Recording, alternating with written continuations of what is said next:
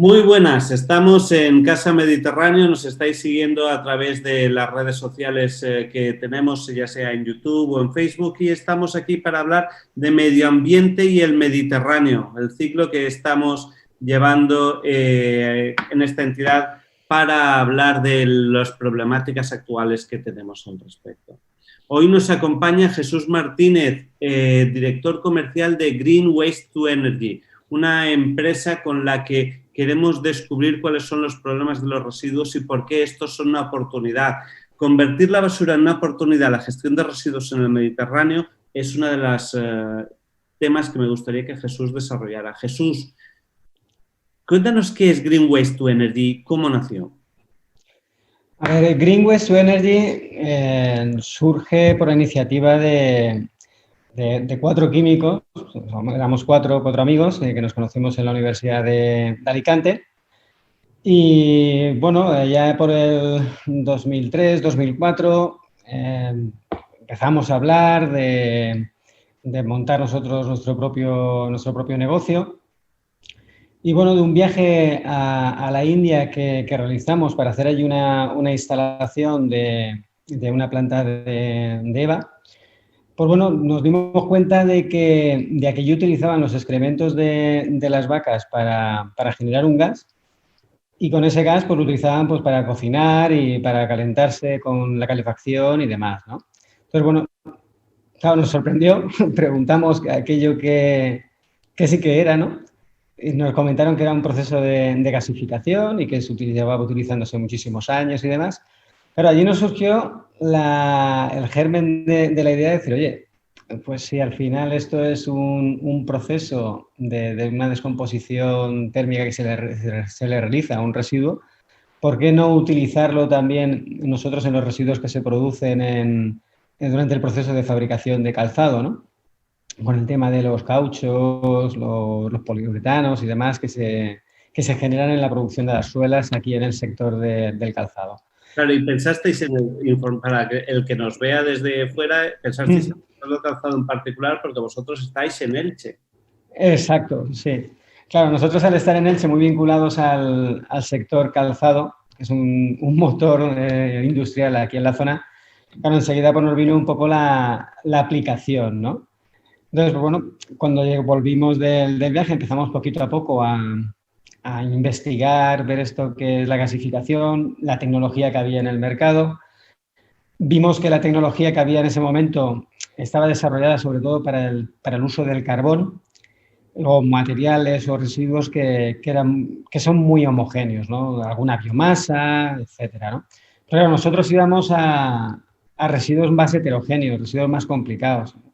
Entonces, ya empezamos con un proceso de I+D para ver cómo teníamos que modificar esos reactores, esa tecnología existente para aplicarla a lo que nosotros estábamos buscando, ¿no? Y eso sí que nos ha ido llevando pues, durante todos estos años a un proceso de ensayo, error y de desarrollo de la tecnología hasta el punto al que hemos llegado actualmente, ¿no? Vale.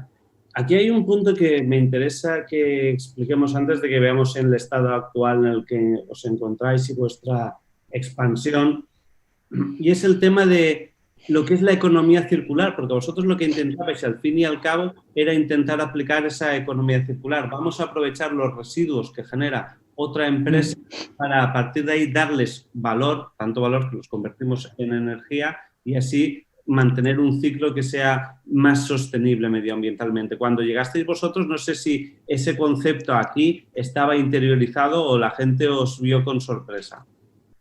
Sí, la verdad es que en ese momento estábamos ya aplicando el concepto de economía circular, aunque en ese momento ni se tenía en mente, ¿no?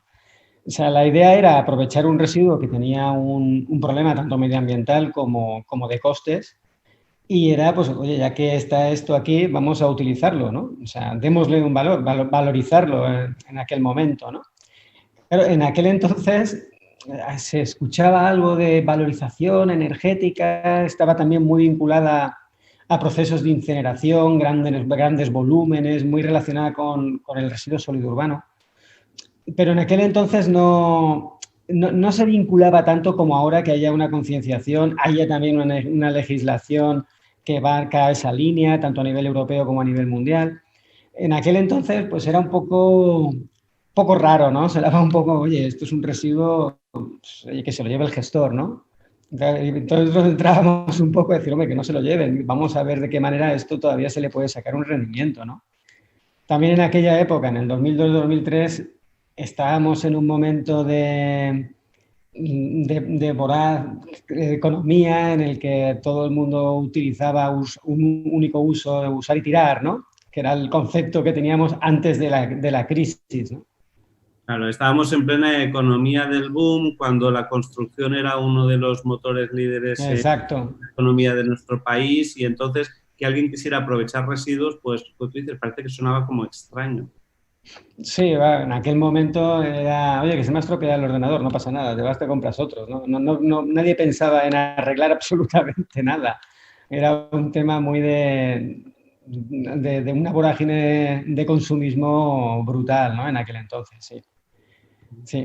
Lo que pasa es que, bueno, ya sabemos todos, a partir del 2008-2009 llegó la crisis y, bueno, pues el concepto ya empezó también a cambiar, también empezó a sonar mucho el tema de cambio climático, cómo empezaba a afectar al medio ambiente, ¿no? Fue también como un cambio de mentalidad de la sociedad, que eso, pues, nos pilló también en un momento en pleno desarrollo de la tecnología, con lo cual también tuvimos que poder sobreponernos, como casi todas las empresas, además en un momento en donde la tecnología necesitaba un impulso económico para terminar de desarrollarse, que bueno, nos tuvimos que amoldar a la situación y tirar para adelante como pudimos, ¿no? Claro, a mí es una de las cosas que me interesa de vuestra historia, porque vuestra historia es como muy bonita a la hora de relatarla, porque ahora en 2020, bueno, en 2020 como estamos sufriendo precisamente ahora la crisis sanitaria y con la crisis sanitaria, la crisis económica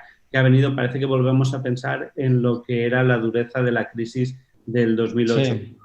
Aquellos años, 2008, 2010, 2011, fueron increíblemente duros y no había, era muy difícil encontrar trabajo si no estabas en determinados espacios y demás. Con lo cual, que vosotros decidierais aprovechar toda vuestra experiencia y conocimiento cuando se empezó a hablar de la fuga de cerebros y demás porque en el extranjero, que vosotros quisierais aplicar aquí y que consiguierais ponerlo en marcha, tiene realmente un valor muy bonito. Cuéntanos cómo decidisteis aplicar eso, de qué manera empezasteis ya a trabajar, a organizaros para crear Green.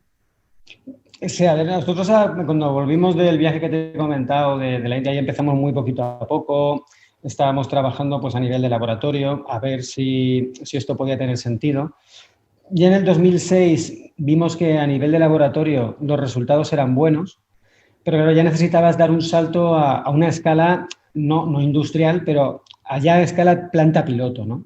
Porque claro, tú cuando tienes una situación controlada a nivel, una escala pequeñita a nivel de laboratorio, es muy fácil controlar la situación, controlar las condiciones para que el proceso funcione bien, ¿no? Claro, cuando esto lo escalas a algo más grande, ya es más difícil de controlar. Entonces necesitábamos dar ese paso para saber si vamos bien por la línea o no. Pero claro, ahí pues tuvimos que solicitar una subvención aquí a la Comunidad Valenciana, que nos la pudieron conceder. Pero claro, como nos pilló justo en el momento de la crisis, teníamos la subvención concedida, pero no terminaban de llegar los fondos para poder acatarlo, en el cual estábamos en una situación complicada. Entonces decidimos hacer una ronda de financiación para buscar un socio capitalista que nos pudiera acompañar en este desarrollo de la tecnología. Y bueno, la gente nos decía, ¿estáis seguros? Porque con la que está cayendo, ¿quién va a apostar por esto? Pues bueno, al final nosotros confiábamos en que, oye, esto son residuos, esto es valorización energética, esto es economía circular, esto tiene un recorrido. Necesitamos que alguien comprenda lo que estamos buscando, que vea la salida a futuro, porque aquí hay mucho recorrido. O sea, no partimos del cero absoluto con una idea, o sea, tenemos ya una serie de datos corroborados con analíticas en la universidad, es decir, no partíamos del cero ya absoluto, ¿no? Ya habíamos hecho un trabajo porque, claro, necesitábamos dar ese saltito, ¿no? al final conseguimos que entrara un fondo de inversión de capital valenciano, con Carlos Castellano, que es el que nos dio el impulso necesario ya para fundar Greene y ser el germen inicial que nos ha llevado hasta el día de hoy, ¿no? Pues ese momento sí que fue un punto de inflexión muy importante, tanto por el momento en el que era como para aprovechar luego lo que terminó viniendo poquito a poco después de la crisis, ¿no? Uh-huh. Vale, vayamos explicando un poco las otra etapa que a mí me interesa. Cuando yo os conocí en 2018 para el portal y ambiente con el que hemos colaborado a veces sí. con Casa Mediterráneo, estabais en un proceso ya de internacionalización porque preparabais plantas para la valorización de los residuos en Creta, por ejemplo. Cuéntanos cómo fue esa primera fase.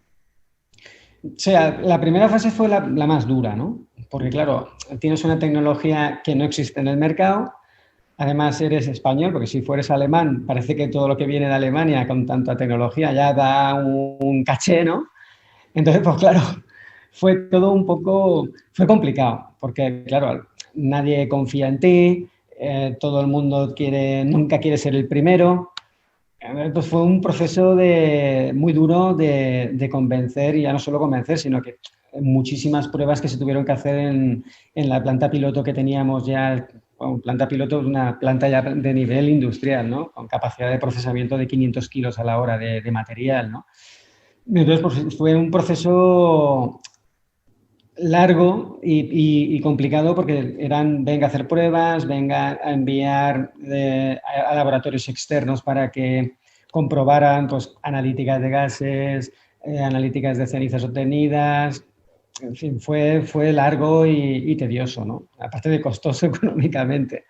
Pero bueno, al final, poquito a poco, también con el paso de los años, pues ha venido por aquí pues, infinidad de ingenierías, infinidad de distintas empresas de muchísimos sectores que nosotros al final pues, hemos sido muy transparentes con todas ellas, ¿no? Es decir, si queréis hacer las pruebas, bueno, aquí tenéis la planta, nos traéis los residuos, nosotros los probamos, podéis estar aquí viendo cómo funciona, podéis llevaros muestras, analizarlas para que no seamos nosotros con nuestro propio cromatógrafo el que os diga que esto sale bien. Y han sido años de un duro trabajo de estar ahí muy encima y de estar haciendo muchísimo trabajo para convencer a todas estas empresas, ¿no? Claro, estás comentando que empezaron a llegar a vosotros aquí, a Elche, donde estáis sí. en Torrellano, en el polígono, empresas de varios sectores. Vosotros empezasteis, como hemos dicho, con el calzado. El sector calzado, ¿Qué sí. otros tipos de residuos empezaron a llegar? Porque, claro, me imagino que al principio una cosa es que vosotros lo prepararais para el sector del calzado y otra cosa es que os llegara gente de otros sectores y dijera, a mí lo que me interesa es que me valorices este otro tipo de residuos. Sí, a ver, el desarrollo empezó con la idea esta del calzado, ¿no? Pero bueno, rápidamente, cuando ya te empezabas a meter en el sector, claro, en el 2006, 2007, si recuerdas, en aquel momento había un decreto que favorecía mucho el tema de la energía renovable, con el tema de la fotovoltaica, la eólica y la biomasa.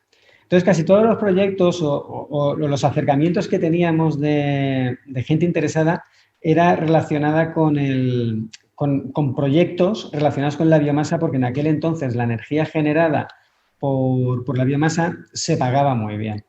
Entonces, casi todos los proyectos que teníamos en sus inicios eran relacionados con ese sector, ¿no?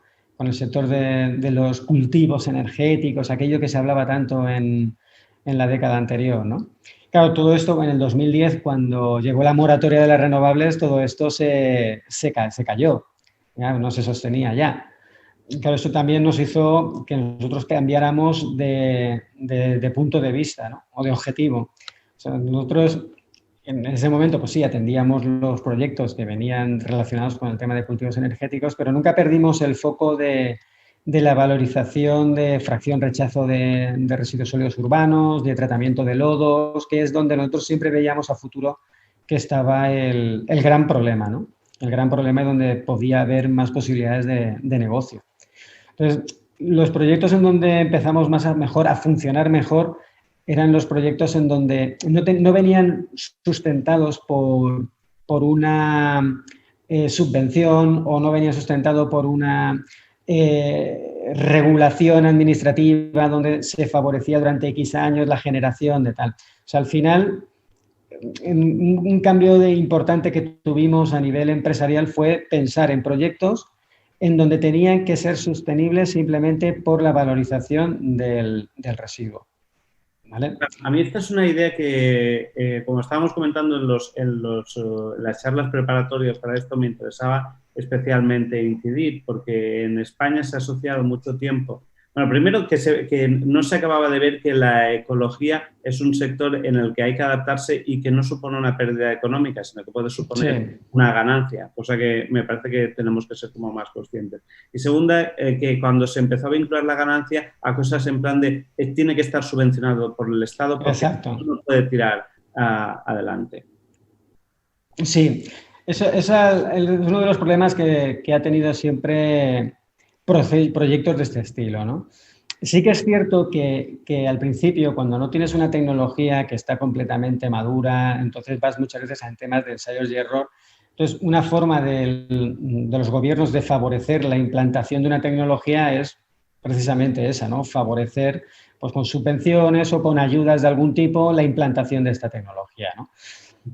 Nosotros, al final, para la implantación de nuestra tecnología no hemos tenido esas ayudas, porque como nos pilló en la moratoria de las renovables, pues al final sí o sí tenía que ser una implantación sin este tipo de ayudas, ¿no? Con lo cual, pues bueno, a nosotros también nos vino bien para quitarnos esas ideas de la cabeza y plantear proyectos en donde, vale, tenemos este residuo, ahora mismo hay un coste de gestión que es pues bueno, vamos a montar un proyecto donde se pueda mejorar ese coste actual de gestión y aparte obtengamos un valor añadido, valoricemos ese residuo, ¿cómo? Obteniendo energía térmica en forma de vapor de agua para un proceso productivo y reducir los costes de gas natural, por ejemplo, o bien generar energía eléctrica y reducir los costes de compra de energía eléctrica porque vas a hacer un autoconsumo, o bien porque vas a generar un gas que lo vas a llevar a producir, por ejemplo, metanol o otro producto en donde vas a tener otra salida, ¿no? Al final era decir, bueno, actualmente usted está haciendo esta gestión, pues bueno, vamos a ver si esta gestión la mejoramos de algún tipo y usted tiene una reducción de costes por la gestión y tiene también una mejora en sus costes de producción por la reducción energética en este caso. Pero los proyectos en donde siempre trabajamos tienen que ser sostenibles sin ayudas de subvenciones ni de tal, porque al final también cuando estos proyectos estamos hablando de unas cantidades económicas muy grandes y los inversores no quieren que esté sustentado en una subvención, porque luego hay un cambio de gobierno, viene una crisis, se hace una regulación, eso se quita y el proyecto, si estaba sustentado únicamente en eso, el proyecto se cae y se acabó. Y ahí es lo que quería enganchar cuando con la pregunta que habíamos comentado antes de que empezasteis a llamar la atención. Me ha llamado mucho me engancho con que me llama mucho la atención cuando estabais diciendo el tema de que teníais una tecnología propia y como que os costaba venderla en Europa. Pero a pesar de eso, conseguisteis al final, insistiendo, entiendo, a convencer a inversores extranjeros para que vinieran, porque vosotros habéis trabajado con grandes multinacionales antes de empezar a plantearos crear plantas propias. Sí, claro. Inicialmente la idea era esa, ¿no? Al final, pues bueno, tenemos una tecnología, pues vamos a venderla y que la explote luego otro, ¿no? Claro, esto tenía, bueno, para poder llegar ahí, pues, tienes que hacer un proceso de convencer a esa tercera parte para que haga la inversión y luego explote la planta. Claro, en muchas ocasiones teníamos el problema en el que, claro, esto no es como comprarte ya un electrodoméstico que tienes unas instrucciones muy claras y de puesta en marcha y ya funciona, sino que tenías que tener un know-how, ¿no? una experiencia a la hora de tratar una planta de este tipo, ¿no? Entonces, muchas veces nos decían, oye, no, tenéis que quedaros 2, 3 años explotando la planta para que luego se realice la transmisión final a nuestro cliente, ¿no? Al cliente final. Claro, eso también nos daba a nosotros una sensación de que esto hay que dar una vuelta al modelo de negocio porque no termina de encajar a un modelo de ingeniería al uso, ¿no? Entonces, al final, esto nos llevó a plantearnos, después de haber estado con contratos con multinacionales muy grandes a nivel internacional en el sector de residuos, nos llevó a plantearnos el decir, oye, mira, nosotros vamos a tener que hacer un cambio de paradigma. Para esto vamos a necesitar hacer una ronda de financiación donde se consiga una cantidad de dinero importante para poder cambiar este modelo de negocio y que seamos nosotros los que implantamos las plantas y seamos nosotros los que explotamos la planta. Porque al final, claro, el tiempo va pasando y esto que a nosotros se nos ocurrió en el 2003, estamos en el 2020 y las implantaciones cuestan mucho. Claro, como todo va avanzando ya, cuando nosotros empezamos en el 2003, no había absolutamente nada a nivel europeo en donde se dijese una instalación de gasificación puede ser viable para la valorización de tales residuos. Claro, esto empezó a cambiar. En el 2013 ya empezó a incluirse la palabra gasificación, tecnología de gasificación. Eso ya nos ponía la alerta de que, oye, o empezamos a acelerar o al final vendrá un americano o vendrá un alemán y nos pasará por encima. Entonces, al final tuvimos que decir, oye, vamos a cambiar esto, vamos a intentar acelerar, vamos a ser nosotros más proactivos a la hora de instalar las plantas y vamos a todas estas cositas que faltan o que siempre se atascan, vamos a intentar saltarlas cambiando la estrategia de la empresa de forma radical, ¿no? A mí me gusta también, conforme acabas de comentar, que el reflejo de la evolución que ha seguido la legislación europea, bueno, la legislación en realidad mundial que está tratando de este caso, que refleja en la legislación al fin y al cabo ese cambio de mentalidad que comentábamos más al principio. Porque como tú has dicho antes, cuando estábamos hablando del tema subvenciones o no, lo que sí que hay que tener claro es que hay que tener unas normas legislativas claras que indiquen hacia dónde vamos. En el ciclo este de Medio Ambiente del Mediterráneo estuvimos con Miguel Castroviejo, el representante de España en la Comisión Europea para hablar de temas de medio ambiente y estaba explicando cómo Europa, Bruselas, quiere llevar la bandera del medio ambiente y de esa legislación. Cuéntanos cómo lo ves desde ese 2013 que comentabas en el que empieza a aparecer ese término hasta ahora, esos cambios legislativos que indican que se quiere realmente valorizar lo que es el... Sí, a partir de una vez que se salió de la crisis, a nivel europeo sobre todo, ya se empezó a empujar mucho la idea famosa del Horizonte 2020, esto que se ha ido nombrando mucho y demás, donde ya se marcaban una serie de pautas no solo a nivel de residuos de valorización energética, sino ya es un cambio tanto de mentalidad, pero a nivel global en muchísimos sectores, ¿no?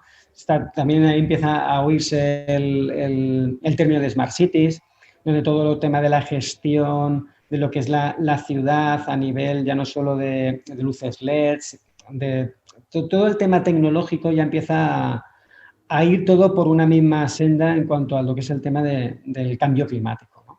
Entonces ya empiezan a acuñarse términos como economía circular, la jerarquía de los residuos, el término de las 4 Rs, ¿no? La reutilización, la prevención, todo el tema del reciclaje.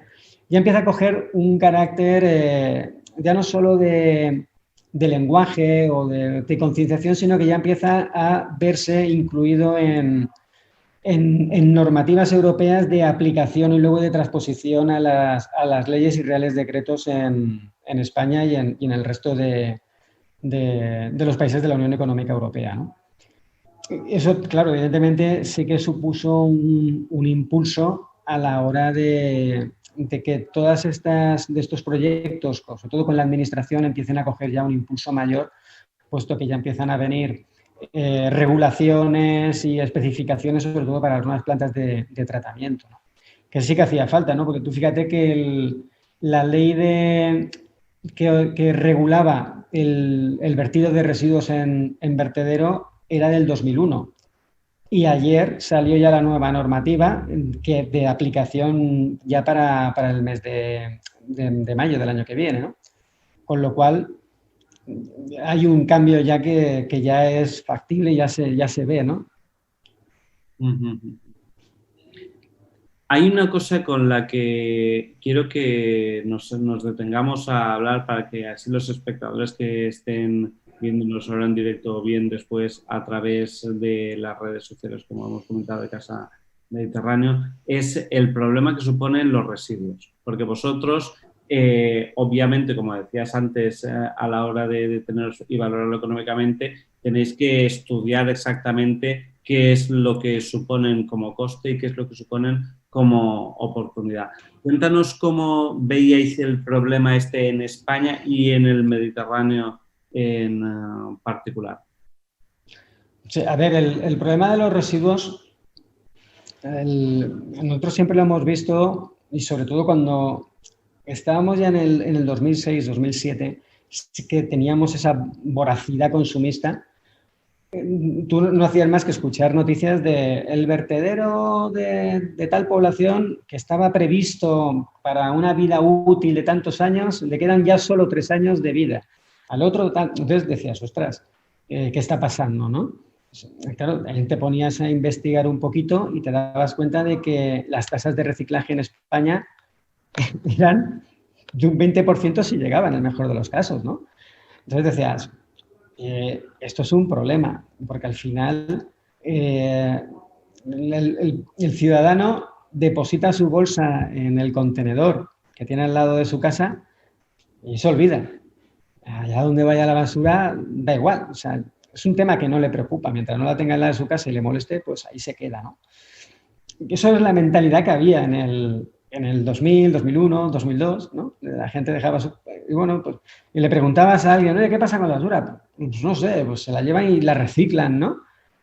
Pero claro, nadie sabía exactamente qué se reciclaba o qué se obtenía de ahí, ¿no? Claro, cuando empezaron todos estos vertederos a colapsarse y a tener que abrir nuevos vasos para nuevos vertederos, ya empezaron los problemas porque nadie quiere tener un vertedero al lado de su casa en su municipio. O sea, ningún alcalde, y más últimamente que se está gobernando con la vista en los votos, o sea, ¿cómo le vas a proponer a tus electores, oye, voy a abrir aquí un vertedero porque esto va a ser bueno para el pueblo, ¿no? Entonces, claro, nadie quiere tener eso ahí. Al final, claro, luego también lo que pasó ya, las normativas, los cambios climáticos, todo el tema este, pues ha ido influyendo también en la opinión pública y en las normativas. Claro, lo que no puede ser es que del residuo que nosotros llevamos a un vertedero no se recupere prácticamente nada, ¿no? Cuando en los países del norte de Europa se está recuperando más del 50%, ¿no? Aquí sí que es verdad que a partir del 2012, 2013, las tasas de recuperación pues, en algunas comunidades han ido aumentando muchísimo, en otras no tanto. Para que te hagas una idea, con datos del 2019, a nivel global en España ya se está recuperando en torno a un 60% en global. Claro, hay comunidades que no llegan, ¿vale? Por ejemplo, la Comunidad Valenciana nos queda un poquito, todavía no estamos en esos niveles. Aquí en España las comunidades que mejor tasas de reciclaje tienen son Cataluña, País Vasco y Navarra, que son las que sí que tienen ahí esos datos, ¿no? que de recuperación. El resto está bastante lejos. Hay muchas que no llegan ni al 70%, o sea, tienen un 70% de vertido en vertedero todavía. De hecho, la regulación te dice que en este año, en el 2020, a partir de ya, pues estamos en julio, solo se podría llevar a vertedero el 50% de lo que entra. Del RSU que se recoge, solo el 50% podría ser llevado a vertido final, a enterrar, para que lo entendáis, ¿no? Uh-huh. Y la regulación se pone mucho más dura. En el 2030 se debería solo de enterrar el 10%. O sea, de todo lo que llega, solo el 10% se podría enterrar en el 2030. Aquí en España, que les salió ayer el Real Decreto, se deja un margen hasta el 2034, pero en el 2034 ya se debería de únicamente enterrar un 10% y no vale cualquier cosa, sino que ya tendría que tener también un tratamiento previo para que esté inertizado. Es decir, aquí lo que se va buscando es el residuo cero, es decir, que se entierre lo menos posible y lo que se entierre que esté inertizado, o sea, que no dé problemas, ¿vale? Para que luego todo lo que es el tema de lixiviados que puedan haber, que no puedan contaminar aguas subterráneas, que luego no puedan haber problemas con metales pesados, etcétera, que puedan contaminar luego el suelo, ¿no? Bueno, claro, también el tema de que se haya tenido que retrasar, o sea, dar un espacio más de 4 años ya es una señal de que realmente tenemos que trabajar mucho más en ese sentido. También se supone que en 2020 tenía que estar aplicado lo que se llama el quinto contenedor, donde lo que es la recolección de residuos que no son sí, la recogida selectiva, efectivamente. Sí. Y aún estamos en algunas ciudades que ese programa va con retraso. Has hablado de la situación en España. Yo no sé si tienes más datos para que podamos hablar de cómo se ve eso en el resto del Mediterráneo, porque vosotros hemos estado hablando todo el rato de esta España, pero yo te he ido mencionando cosas como cuando estuvisteis en la planta de Creta y demás. O sea, vosotros os habéis estudiado lo que es Europa para ver cómo podría ser esa posible expansión. Cuéntanos esa perspectiva europea. A ver, en cuanto a la perspectiva europea es muy buena, ¿no? Porque al final, sobre todo países como Francia lo tienen ya muy integrado, tanto en su normativa como en su cultura. Entonces, allí el plantear un proyecto en el que vas con un proceso luego de valorización de la fracción rechazo, es decir, de la fracción que ya no puedes reciclar, de la fracción de la que tú ya no puedes obtener nada más, que al final vas a enterrar, ¿vale? De esa fracción que denominamos rechazo, en países como Francia, Alemania, está ya muy integrado, ya no llama la atención, ya es, pues oye, pues sí, ya está, vale. No necesitan hacer un proceso de te tengo que convencer o te tengo que reeducar, ¿no? Está ya muy interiorizado. En España sí que es verdad y en países también como Italia, que también es del Mediterráneo, también ya lo empiezan a tener interiorizado y ya lo tienen también incorporado en sus normativas, ¿no? Grecia va un poquito más retrasado, Croacia también empieza a tenerlo también interiorizado, pero les van un poquito más a remolque, ¿no? Lo que sí que es verdad que España necesita dar un salto en sus tasas de reciclaje, de recuperación, ¿vale? Porque sí que es verdad que, a ver, con el poderío que tiene la población y el nivel de tecnología que tenemos en España, deberíamos de estar más a la par con otro tipo de países, ¿no? Según datos del Eurostat del 2017, España está por detrás incluso de Polonia, Eslovaquia y República Checa e Irlanda en tasas de reciclaje, ¿no? Entonces, bueno, no es por desmerecer el resto de países, pero deberíamos de estar más arriba si queremos ser también una potencia europea en este tipo de cuestiones medioambientales también, ¿no? Bueno, ahí hay una cosa con la que quiero entrar y es el tema de lo que es la política, esos cambios legislativos que indicamos que son importantes para acelerar este proceso. Ahora, recuerdo que llamó la atención al principio cuando el Ministerio ahora de Medio Ambiente pasó a llamarse para la transición ecológica. Eso a nivel gobierno de España. Lo mismo sucedió cuando empezó a aplicarse en las autonomías e incluso en los municipios. Cuéntanos lo que ha supuesto para vosotros, digamos, ese cambio. Si vosotros veis que realmente esa idea de que ya estamos en una transición ecológica, que tenemos que ser consecuentes con lo que llamamos la emergencia climática, está ayudando a tener en cuenta que hay que ser conscientes de esto. Es importante porque cuando ya el gobierno ya toma una decisión como esa, ya aparecen todas las portadas de los periódicos, ya la gente ya también se lo cree, ¿no?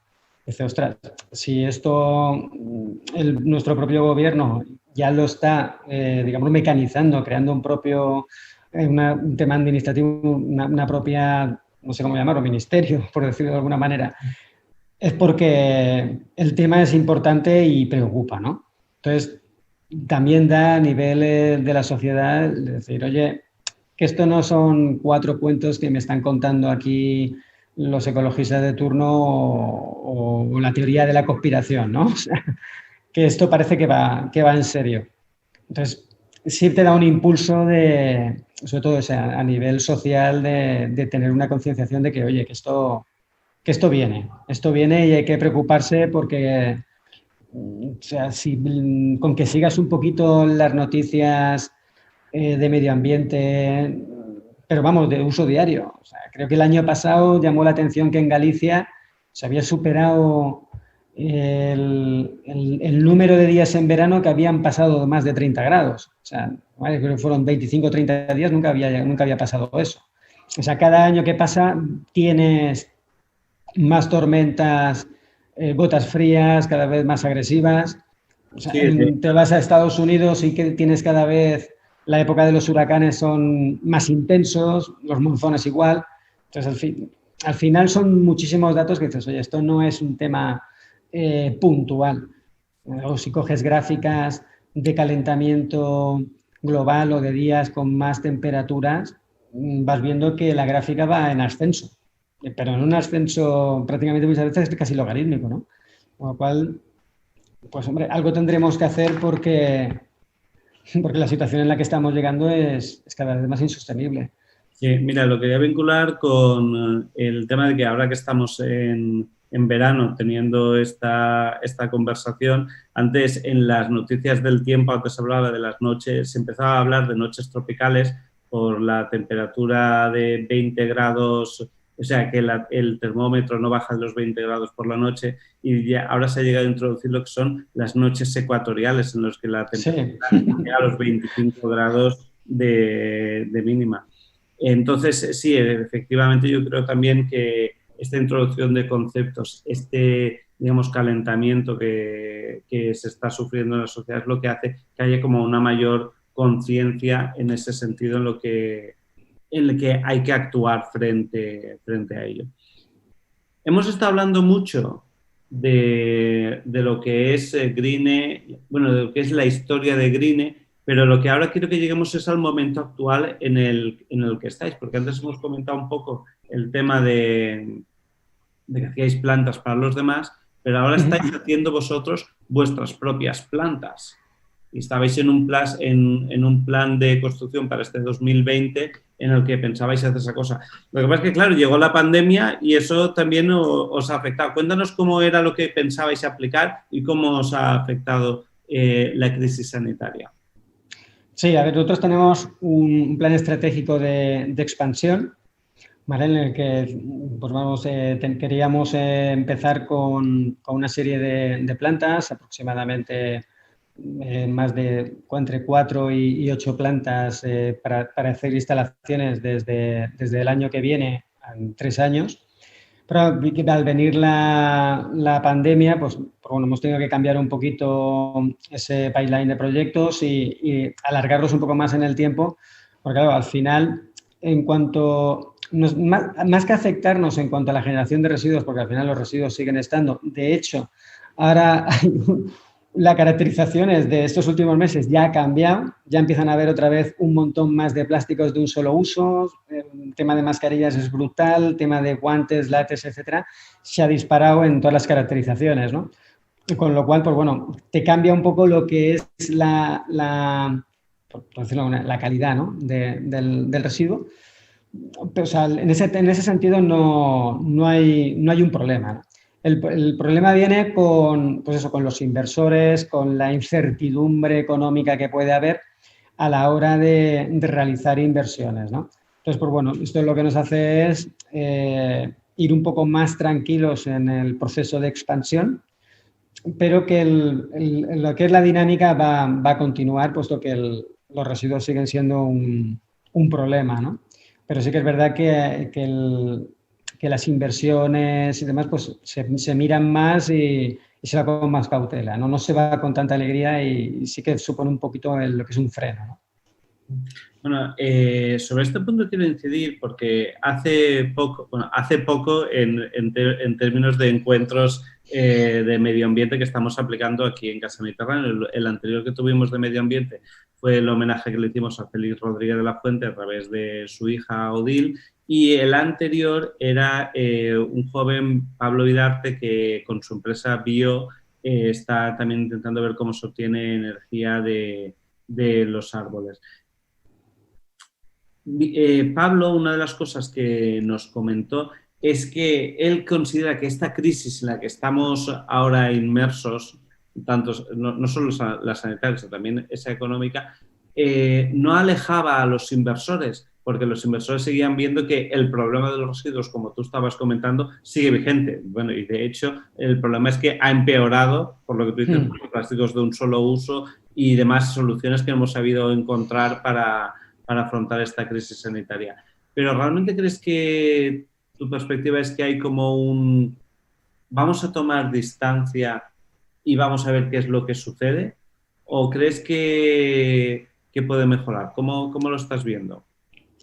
A ver, al principio de la pandemia sí que hubo, o sea, a los principios del confinamiento, a mediados de marzo, sí que hubo un poco de, espera a ver esto, ¿cómo va, no? Sí que hubo un poco del, pues eso, el susto, ¿no? Es decir, espera. Sí que es verdad que a partir ya de mayo, ya pues como que la gente ya empieza a somatizarlo y a partir de ahora, pues la gente ya lo empieza a ver un poco como, bueno, ya lo tengo asimilado, ya veo que esto por dónde puede ir. Si hay que volver a confinarse, pues habrá que confinarse y estaremos conviviendo hasta que haya una vacuna en este sentido. Pero como bien dices, el tema de los residuos va a seguir estando ahí. Y sí que es verdad que nosotros no hemos parado ni durante el confinamiento ni durante estos meses y hemos seguido trabajando en proyectos y avanzando en ellos, ¿no? Lo que pasa es que, claro, al principio hay algunos proyectos en donde estábamos ya trabajando con la administración. Claro, al haber un confinamiento total y absoluto, estado de emergencia, todos esos procesos administrativos se han paralizado. También con lo que nos ha llevado un poco a tener un poquito ese parón, ¿no? Sí, en ese sentido sí que nos ha podido afectar. A nivel de inversores, al principio, pues bueno, ya sabes que cuando hay estos cambios, el dinero siempre se asusta un poco, ¿no? Pero sí que es verdad que hay otros perfiles que para nada, ¿no? Y siguen apostando y van a seguir estando ahí, ¿no?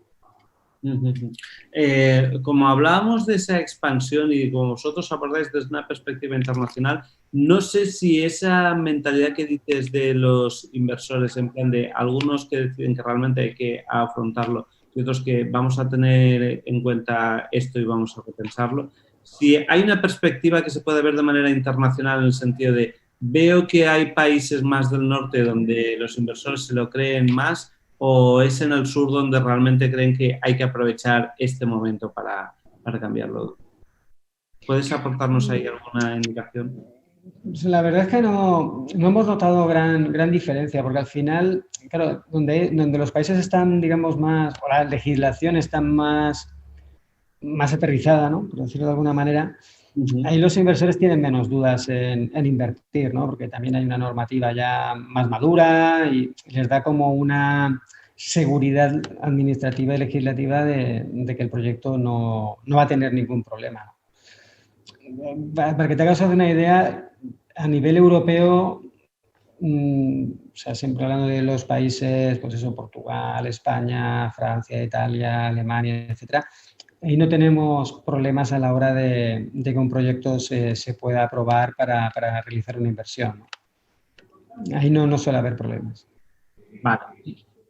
Hay una cosa que antes acabamos de mencionar, el problema que nos ha llegado ahora, digamos, con la crisis sanitaria y los residuos, en plan de que tenemos más residuos de un solo uso, plásticos y demás. No hemos abordado los tipos de residuos que se pueden tratar mejor, gasificar, mejor dicho, ¿vale? ¿Cómo trabajáis ahí desde Green en esa valoración energética? Nosotros cada proyecto lo tratamos como único, ¿no? Porque al final los residuos son tantísimos y las mezclas son tantas que al final cada proyecto es único. Nunca nos hemos encontrado con 2 proyectos exactamente calcados, exactamente iguales, aunque estemos hablando de intervención en un vertedero.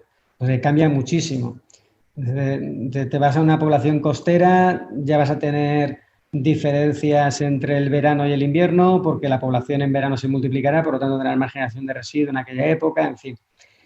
Cambia estacionalmente y dependiendo también de las costumbres y de la geografía, ¿no? Entonces, al final lo que hacemos es coger una caracterización inicial de lo que entra al vertedero, ver actualmente cómo está trabajando, qué ratios de fracciones recicladas tienen y sobre todo donde más nos enfocamos es qué es lo que tú estás enterrando actualmente. ¿Vale? Y es ahí donde nosotros actuamos, donde a nosotros nos interesa, ¿no?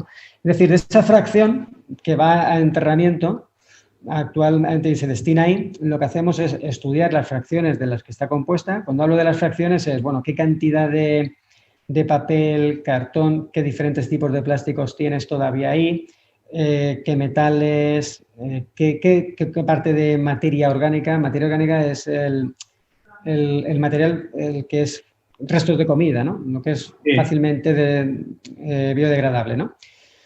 Vale, pues ver todo lo que hay ahí, ver si se mejorasen los equipos de pretratamiento iniciales, si se podrían aumentar las tasas de reciclado y, por lo tanto, esa fracción rechazo que te queda sería distinta.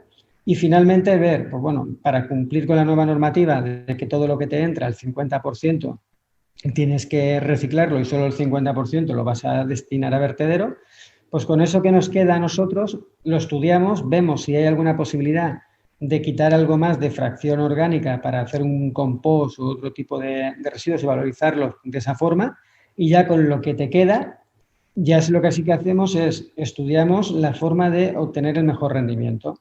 Es decir, vale, con esto podemos obtener un gas y luego con ese gas, ¿qué es lo que vamos a hacer? Pues bueno, dependiendo de la ubicación donde estés, lo puedes utilizar muchas veces para secar lodos de depuradora, para que luego ese compost sea más económico. Lo podemos utilizar para los túneles de compostaje de la propia fracción orgánica que tiene el vertedero, ¿vale? En otras ocasiones lo utilizamos para generar energía eléctrica para el propio autoconsumo de toda la planta, para que, de forma que de eso que vas a llevarlo al vertedero, valorizarlo de alguna manera y de la mejor forma, ¿no? Dependiendo del tipo de instalación. Hay veces que nos interesa obtener simplemente el gas y llevarlo a una instalación industrial que haya cerca para poder utilizarlo en su proceso de producción, ¿no? Por ejemplo, si tienes cerca, yo recuerdo un proyecto en el que estuvimos trabajando en el que muy cerca había una empresa que se dedicaba a la extracción de aceites esenciales. Claro, ellos tenían unas torres de calefacción para hacer la extracción, que tenían que hacer a una cierta temperatura. Entonces, en el proyecto lo que hacíamos era nosotros obteníamos gas de un residuo de un vertedero y les dábamos ese gas para que quitasen el gas natural y utilizasen ese gas para su proceso, ¿no?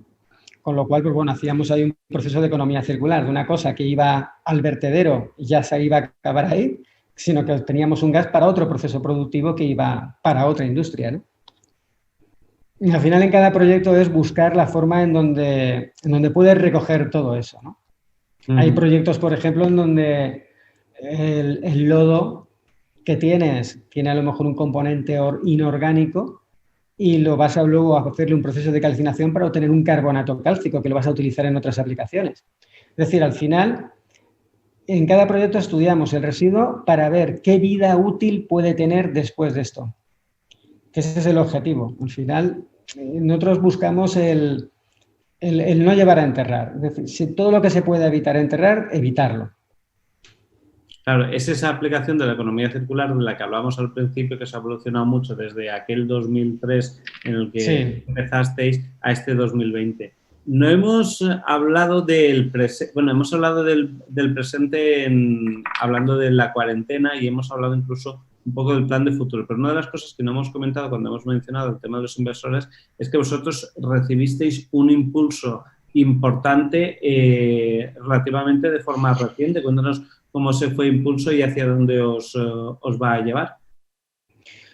Sí, a ver, como te comentaba, Nosotros necesitábamos, cuando dimos el cambio de estrategia para poder nosotros poner nuestras propias plantas, necesitábamos un riñón económico y un poder financiero importante. Entonces, lo que hicimos fue hacer un cuaderno de ventas, ir a una ronda de financiación que buscara un socio que precisamente nos entendiera en ese modelo, ¿no? Este modelo que nosotros pretendíamos era un modelo muy americano, ¿no?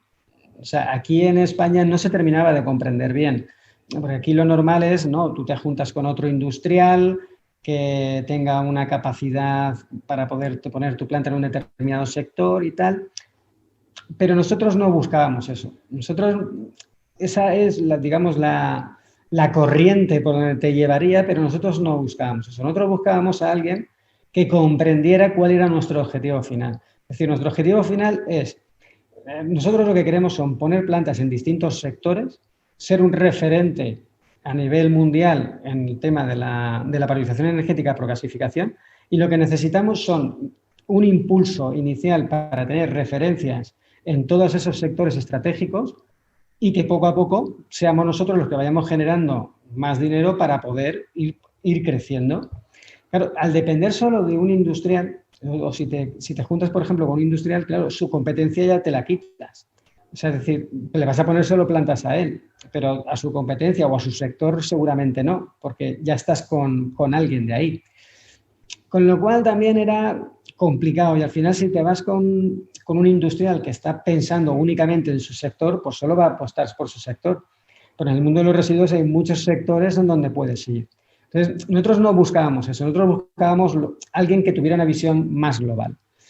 Al final, pues bueno, haciendo un esfuerzo, encontramos a Javier Luizaga en Moira Capital Partners, ¿vale? Donde se hizo una ronda de financiación y se consiguieron los 40 millones que en alguna prensa ha salido para que nos diese el impulso para poder poner estas referencias y ser nosotros autosuficientes. Nosotros hemos pasado de, digamos, convencer a alguien para que hiciese una inversión en nuestra propia tecnología, a nosotros al final lo que hacemos es buscar un proyecto donde se obtenga una cierta rentabilidad y seamos nosotros los que ponemos la inversión y explotamos la planta.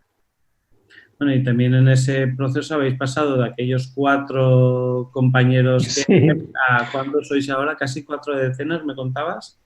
Sí, ahora mismo 41. Somos 41 ya. Fíjate lo que ha cambiado en estos 17 años, si contamos desde el 2003. Bueno, Jesús, ha sido muy agradable esta conversación. Espero que les haya servido a los espectadores de este encuentro de medio ambiente y el Mediterráneo con el que hemos estado hablando de cómo se puede valorizar los recursos. Esperamos que la gente sea más consciente ahora de cuando se tira algo a la papelera, qué es lo que se tiene que pensar en cómo tratarlo, cómo se lleva después al contenedor y después del contenedor, todo ese viaje que tienen los residuos que desaprovechamos. Ha sido un placer y espero que sigáis creciendo y con buena marcha.